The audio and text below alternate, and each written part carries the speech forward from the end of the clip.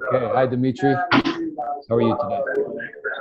I'm great. How you doing? Okay, so we're gonna bear with some of the background noise you got there, but we're gonna talk about your meeting from October 1st, and we're gonna talk about the three new members who are sharing their first experience with ayahuasca. Is that correct? Yeah, that's right. I'm at a new location. I'm actually up in Woodstock, watching the colors turn. Actually, without the aid of psychedelics. Well, actually, with partial aid of psychedelics, but just nature doing its own psychedelic thing, and in the beautiful town of Woodstock, New York. And I like the glow above my head. Right? Does it look like it's coming up? It's like the yeah. Anyway, that was all deliberate. You're illuminated. Yeah, illuminated. We had a really incredible meeting on Tuesday. 3 people coming back from their first ayahuasca experience. Often people don't have the type of reaction that these folks had, and it was 3 people that had incredibly powerful experiences. All 3 of them went to different circles. All 3 of them had 3 nights of taking the drug, the medicine, and I think the theme that came out was with these 3 men, all of them over 40, some well over 40, were going in for the relief of severe childhood trauma. All 3 of them identified as people in recovery, people, which is a theme that's coming up again and again, people in recovery who are looking to psychedelics for healing. All 3 of them identified as being in recovery. All 3 of them were dealing with severe childhood sexual or emotional or physical abuse. And they all had these breakthrough experiences. The first guy to talk really sort of set the tone because, well, he set the tone around the idea of having a space or a new way to process grief. So much of our culture doesn't want to deal with or has no space to deal with grief. We're told to let go, to be in the moment, and move on, or the dead, if it's a matter of grief around death, they would have wanted it that way. They wouldn't have wanted you to be this way. But in that sort of, especially with something like ayahuasca, because of its sort of, it can be pretty hard, sort of a hard look at that grief. Yeah, all 3 of them talked about being able to at least be present to the grief. And I think that's sometimes the most we can do is be present to it and not allow that painful, uncomfortable experience of grief to send us into more destructive patterns as a way of dealing with it. And I think sometimes psychedelics, and in this case ayahuasca, can be very beneficial in that. It was interesting because I was really moved by them because it was 3 men sharing very openly about their trauma and their grief. And then a newcomer to the group, a woman who had been, in ayahuasca circles and in medicine circles, since 2011, and had sort of been where they are in this sort of post-peak experience, still somewhere on the top of that, and had inevitably, come down. Because as we said before on this space, that by definition, peak experience means there's going to be a crash or a bring down, if not a crash. And how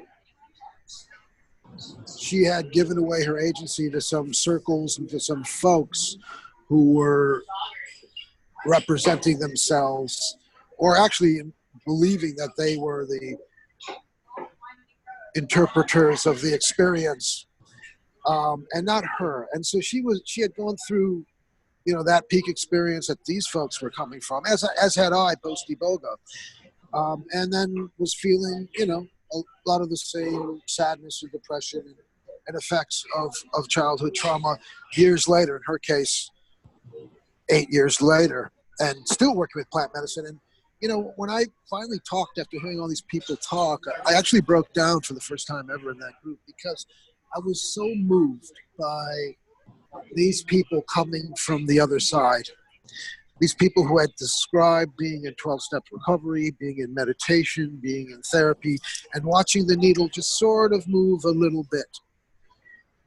And then hearing them from that side, you know, in Gabon, where Iboga is from, in the tradition of Bwitian, when someone comes back from a ceremony, when someone is on the other side, you don't touch them, or even to talk to them, you have to give them some money, because they're bringing back, it's sort of symbolically bringing, you know, symbolically paying someone for the information from the other side. And it was really moving to see these sort of newborns coming back from the other side, and then hearing this woman sort of juxtapose. And then I shared in my own experience now 17 years later, and having worked with psychedelics as part of my recovery, part of my healing process, I'm back at that point where now even psychedelics kind of move the dial just a bit. And there are not many people in the room that have, or in that particular room, that have had, you know, the length of time that I've had. But, you know, I think often, actually more often, the psychedelic space, like the psychedelic space of walking through the country and watching the leaves change, happens without compounds, without drugs, without so-called physical medicine. So I could get a piece, and hopefully this other woman could get a piece of that peak experience. And so it was very moving. And, you know, it just got back to the idea that we can return to this common space of sharing and exploring that we provide every Tuesday at 7 o'clock on 23rd Street. Yeah. So is there anything specifically from these three people that you think had some particular impact, or something that might help other people who are listening? Well, I have to say it with caution. The impact was they both had all three of them had beautiful sort of transformative experiences. Can you talk specifically, without using names, specifically about what that transformative experience looked like or felt like? You know, if I talk about trips, to me, talking about trips is like talking about dreams. I know this is awful for me to say, but like mostly they bore me. Okay, but think of it like this. The time I listen to dreams is if I'm with a lover and she's going to tell me her fucking dreams. You know? Okay. I'll listen. Anyway. If somebody was coming in saying that, you know, they've had, you know, the trauma that you talked about in the beginning, and they thought that maybe the use of psychedelics would be able to help them get through that. What I know it's hard to talk with specifics, but what could somebody expect might be one of the experiences? Yeah, well, in relation, you know, one of the experiences might be that you go there and you throw up for fucking 8 hours, 4 hours, and, you know, see some shit that just either scares you or has no meaning at all. And you go back home, you know, having spent $250 to sit with a bunch of strangers puking while they sung Shapibo songs. That's one experience. All right, but that doesn't sound very pleasant. Let's no, but it's beyond possible. It actually happens all the time. Okay. With this experience, and that's why I'm cautionary, all three of these people had transformative experiences, which I would describe as healing. Okay. Now, and the only takeaway from the meeting that I got is that there is that like everything, there is processes and there are stages, and it's not linear. It goes back and forth, because if you sort of look at the group as a whole, there was a great deal of different experiences, a variety of religious experiences or spiritual experiences that James, you know, so eloquently and beautifully, you know, chronicled 100 years ago in his book. the variety of religious experiences. I mean, there's just a lot of different ways to go about this, and not even go about it. There's a lot of different facts. So as far as these three men that showed up on Tuesday, was there? I guess what I'm trying to get at is like if there's something concrete that you could share with somebody who is thinking about doing this or is thinking that they may also benefit from it, like is there like a preparation, or is there something that made these people successful that you could say, okay, here's a common denominator for successful experiences with Actually, no. I mean, look, actually, no. I mean, I think that there is a way to mitigate like harmful experiences. Okay. Because, we can enhance people's experience from the people that are sort of facilitators. I don't like the word hold space or healer because it's very hierarchical, but for people who facilitate however they call them, it's hard to negotiate, who's a charlatan, who's a cult leader, who's somebody who's just an open-hearted, loving person.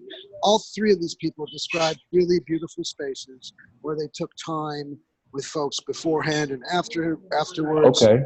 How to do that, I don't know.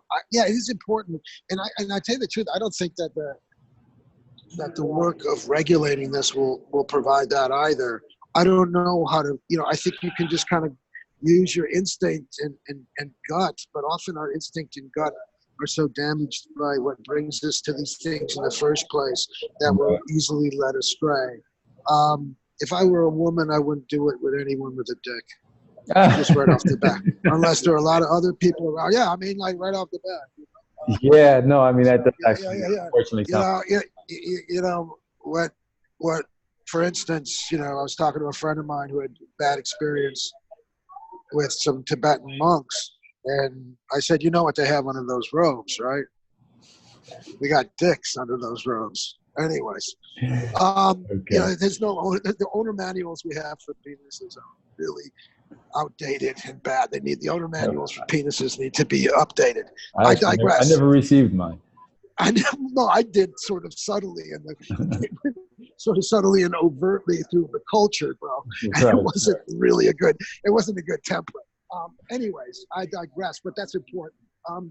See if you can study the ethics of it, the ethical, and just because they're from a tradition and maybe even born in that tradition doesn't mean they're ethical people. It's difficult. There's no blueprint that I could give. I just want to say that there is a variety of experiences, and it's not a failure if you don't get the guns and whistles. I mean, the bells and whistles on your first, second, third, fourth, 50th time. Right. It might be the situation. It might be where you're at. It might be that the medicine, the so-called medicine or the drug is not the drug for you. It might be a myriad of factors that doesn't, and I would look to stay away from anything that is shaming or accusatory. And I would also be wary of culturally specific ways of holding containers for this. Meaning, wary in that, just be aware, just because, like I said before, because it is from the culture of origin of these medicines doesn't mean that it's the best container. Okay. So would you say it's fair to say good advice is make sure you do your homework, make sure you best you can to get to know the person who's going to be guiding or sitting with you. Yeah, and ask other people. And if there's a guru-esque attitude, around it, any sort of harmful hierarchy, all hierarchy is harmful unless it can be proven that it's necessary, any coercion, anything like that, run like hell. Including if it's a therapist that is approved, that has studied in approved therapeutic settings, and is approved. Right.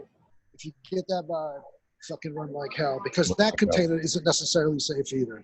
The container of the social worker or the therapist does, not necessarily safe. Okay. All right. So is there anything else from Tuesday night that you want to share here? Just that it was just so open and loving, and I really liked that, and smart. So, yeah, it's always great. It really, really, really is. Okay. All right. So I guess this is the time that we talk about where people can find you. You can go to my web page, DimitriMugianis.com. Also, I'm there Tuesday nights at 7:00. It's $30. What is the address? The address is down there somewhere. 116 West 23rd Street on the 5th floor. Just ask for the group. Yep. Try not to mention psychedelic. Right. Okay. So say you're looking for Dimitri. Yeah, or Brian. Dimitri or Brian. Okay. I co-facilitate with Brian Murphy. You can check out his website at afterthemedicine.com. Brian Murphy, holistic therapist. Okay. And they can pay on site, or they can book online. Reserve their spot online. Yeah, it's better to book online, so you can make sure you have a spot. They're starting to fill up. Okay. All right. All right, Dimitri. Thank you very much, and we will. Thank you. Next week. Keep disintegrating. Sounds good. Ciao.